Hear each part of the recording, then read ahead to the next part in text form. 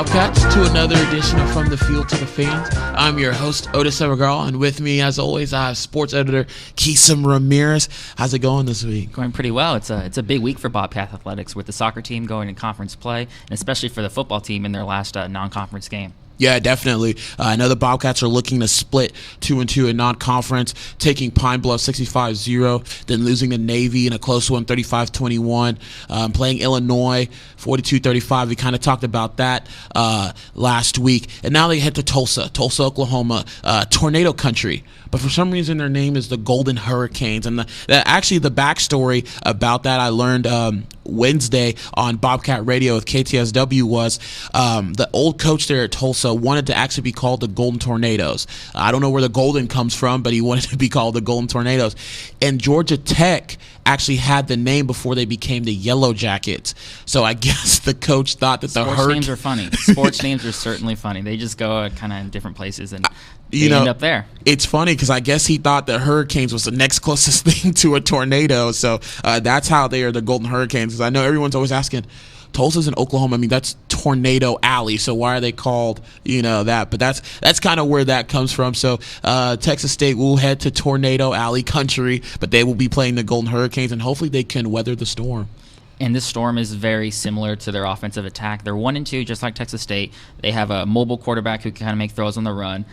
They throw a lot, just like Illinois, but they're kind of a spread team. So this is a team that will help them, acclimate to Sunbelt play when they're playing. They're on the road, which will make it a little bit difficult. But this is a team that is similar in offensive attack, not exactly, but it's a good litmus test essentially going forward for sure. Definitely. The Tulsa, 22nd in the country, 313.7 yards passing. That's their bread and butter. They're going to spread you out. Their quarterback, 78 of 145 attempts, 911 yards, 6 touchdowns, but he also has 6 interceptions too, 54% completion rating. That's not very good for a team that throws the ball 145 times with that quarterback already, 10 more from his backup. So definitely they can be had. I think the Bobcats are definitely going to have to be focused. I do think that Coach Franchione is the key. 4th most wins in Division I football for active coaches. He's definitely going to have to set the tempo. And the reason I say that is because you lose close games to Navy and Illinois. Could be 3-0. Now mentally you have to get the team prepared to go back on the road, kind of face their fears a little bit and win.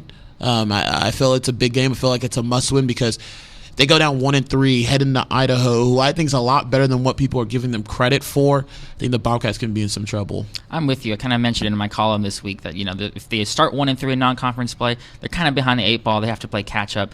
And the way I feel the season should go, you want to target 8 wins overall, especially in the conference play, so that you can get a bowl game that you can move ahead. But if you're 1-3, that means you have to win 7 of your last 8 games, and that's a really difficult proposition in a conference that is really wide open. So it starts and ends here against Tulsa. I mean, if they lose here, I don't really know how far they're going to go this season. It might torpedo from there. They might rebound, but it's going to be tough to go where they want to go if they lose this game. Yeah, and there's something that you said that was really interesting is the conference is wide open. For me, personally, I think Georgia Southern is kind of the team to beat. I think that the things they've done this year, they easily could be 3-0, 4-0. Losing to NC State, Georgia Tech, each game by 1 possession pretty much. But you're going to have Lafayette, who's had a tough non-scheduled. I mean, they've played teams like Mississippi. It's been tough for them in non-conference, but they want to go play bigger teams. So I think they're just kind of looking forward to when conference play is coming. New Mexico State is not a bad team. Appalachian State, the newcomer, they're not bad. The Bobcats won't see them. So it's going to be a wide open conference because no one really knows how Monroe is. Non-conference for the Sun Belt hasn't exactly been favorable to the Sun Belt Conference. 1 week they lost all their games. Yeah. They lost to Abilene Christian, Western Michigan, teams like that. So I believe the Sun Belt's wide open. And the Bobcats right now, they just need to find confidence and find momentum heading into Idaho, which is a homecoming game. It's very important and vital for the Bobcats. it's not a matter of like, is this team good enough? Because if you look at their last 6 quarters against Illinois and Navy, this is a team that can beat Sun Belt teams. I mean, they shut out Navy in the third quarter. They had a lead going into the fourth quarter against Illinois, so there's some positives there, especially for the offense, because Coach Franchioni's happy with the tempo. They're running about 20 more plays this year, which is exactly what they want. More plays means usually more scoring opportunities. So I mean, there's certainly room for improvement. This isn't a disaster season, but again, I mean, this is a game that will kind of set the tone for the rest of the year. Yeah, definitely. And some of the players that I think that Bobcat should watch out for, we're going into our spotlight player segment, and I know you have one that I think is really interesting, and I think that Bobcat should look out for heading on the road Saturday to Tulsa. I'm going with start off David Mims. He had a rough game against Illinois, especially in the fourth quarter. Running the kicker penalty turned a field goal into a touchdown. Had a pass interference that turned into another touchdown. So he had a rough game, but against Tulsa, who likes to throw the ball a lot, they have 3 big receivers over averaging with 100 yards or more this year. 2 of them are over 6'2", so you need David Mims to at least stop them, and especially their big plays for them to have success. Looks like you and I, agree. Secondary, Greg Mager. Greg Mager didn't really have a great showing against Navy. He kind of got beat a little bit against Illinois. I think Mims and Mager have to set the tone. Tulsa, they're going to throw the ball. Again, 22nd in the country in passing. They're definitely going to have to do something to stop that attack, and it's going to start with the secondary. It's going to start with those 2 guys because they have the capabilities of being shut down corners.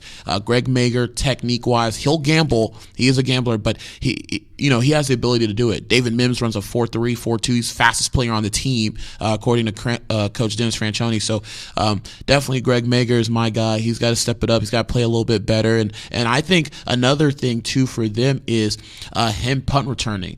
Field position is going to be important for the Bobcats as well. I think if he can get it going on special teams, it'll help him a little bit with secondary play, and he should do really well. Rob Lowe would be the second spotlight guy. Tulsa struggles against the run. They also struggle against the pass. But to solidify the run and give Tyler Jones easier passing angles and throwing lanes, Rob Lowe needs to carry the rock. And against this defense, he should get at least 120, 50 yards. So that's the second guy I'm looking at. Yeah, I definitely agree with that, too. I think Rob Lowe can definitely run on this defense, a defense that's rushing defense that's really poor, not very good. So we'll see about that. Mine is Ben Aja. I thought he kind of had a breakout game. I know against Pine Bluff and Navy. A lot of people were like, well, Ben Aja's the number 1 receiver. He's actually played a really good season, blocking, understanding the concepts, helping his team out wherever they need him at. But against Illinois, 5 receptions, 65 yards, and 2 touchdowns. 1 nice touchdown. Yeah. And I think he's kind of now getting out of the shell. I think Tyler Jones is going to start looking for him more, kind of distribute the wealth. I think that receiving core is starting to find. I think Tyler Jones and the receiving core are starting to figure it out, incorporating more of Brad Miller, who's a big guy, big target. Japhus Gaines, who's your slot guy. And then Ben Aja, big guy, possession guy that can stretch the field, and you can find him in the red zone. So Ben Aja is definitely a spotlight player for me. And speaking of Ben Aja, I got to talk to him Tuesday at Coach Fran's media luncheon. It was really interesting talking to him. He pretty much said what we said. It's kind of a must-win for them, and how the Bobcats need to respond. Yeah, I know you guys went up to Champaign, go to Big Ten country. You guys took a loss. I know it hurts a little bit because I know you guys weren't just expecting to just compete, but you guys wanted to go win out there. So how do you think the team's feeling, today, Tuesday, and what do you think the mentality is going into Tulsa? We need to win, period. The last couple weeks we've shown what we have the ability to do, but we haven't really shown how we can finish. And I know myself, the whole offense, the whole defense, the whole team, we're going into this game and we need to showcase how we can finish. As one of the leaders, as one of the guys that everyone looks up to, what do you tell your teammates in facing a 2-game losing streak, knowing that you've been there against Navy and against Illinois and that you're just kind of on the cusp, but you just need a little bit more to get over the hump? Pretty much exactly what you said. All we need is a little more, you know what I'm saying? We're, for the most part, we're right there, you know what I'm saying? We've played 3 quarters well.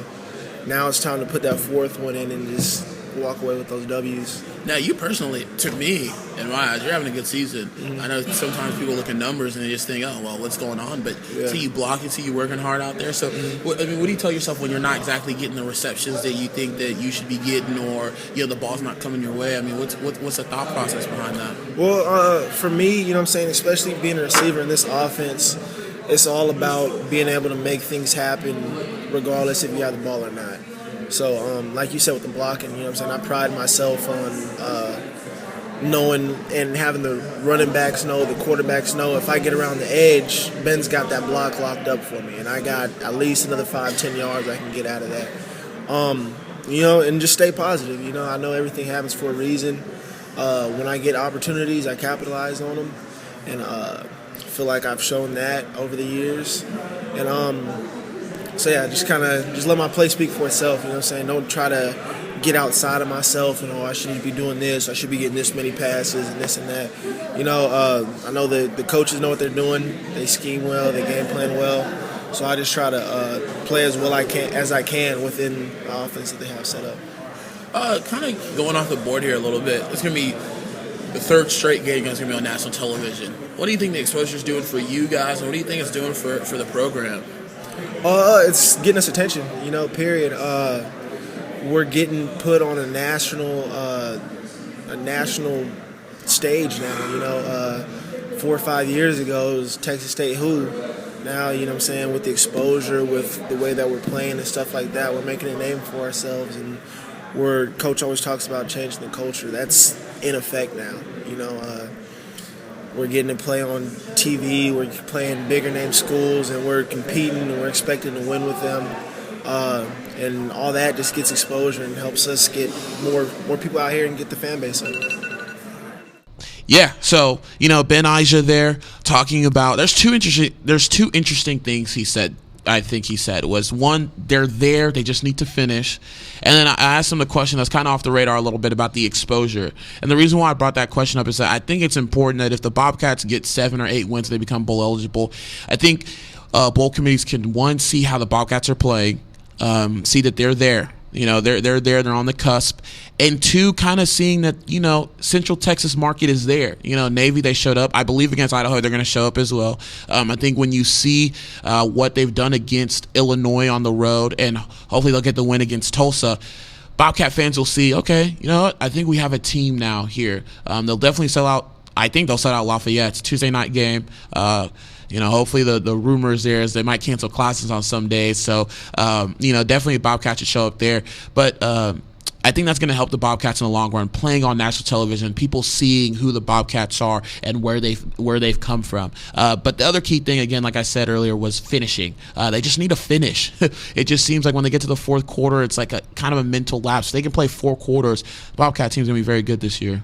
And you look at the team, and it's why it's so pivotal to start off at least 2-2 in the conference, because if you want that exposure to sustain and you want to get the ESPN2 game, you want to get that ESPNU game, you want to be in the national spotlight, you have to win. ESPN's not going to put teams that are losing often, so this is why it's pivotal, this game, especially for, going forward.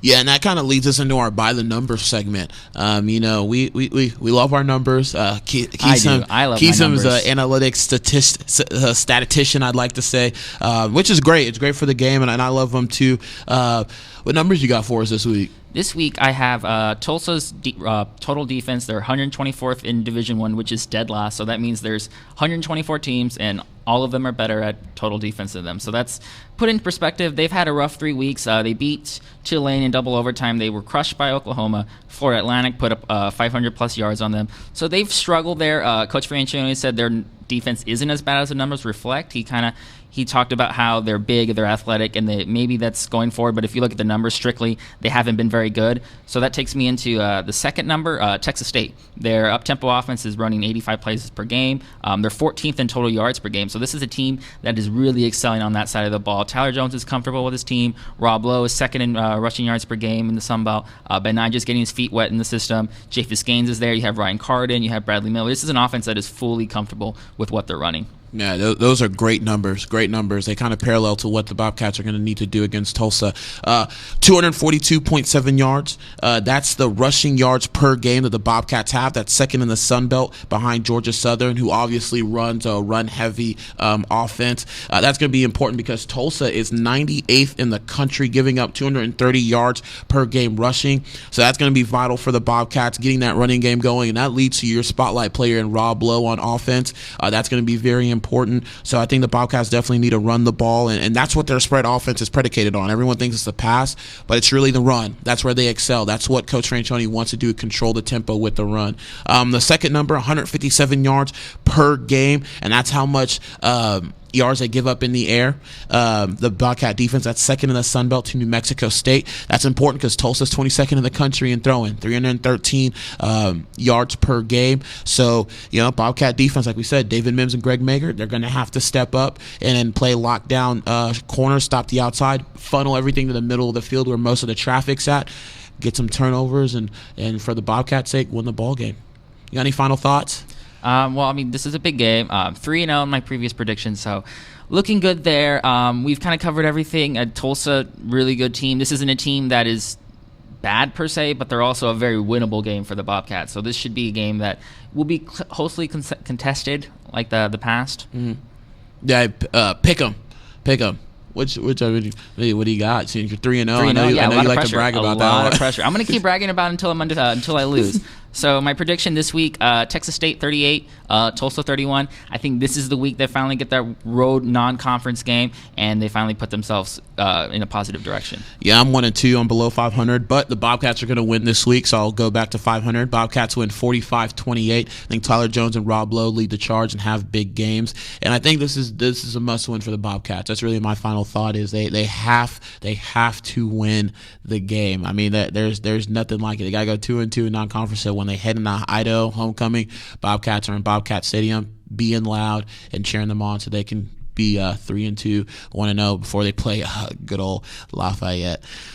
For us, that'll be it. If you want to leave any comments or questions, you can find us at theuniversitystar.com. You can also tweet at us at universitystar or at _sports using the hashtag Field2Fans. For Quixem Ramirez, I am Odus Evbagharu, and like I always tell you guys, we'll see you next time. Bye.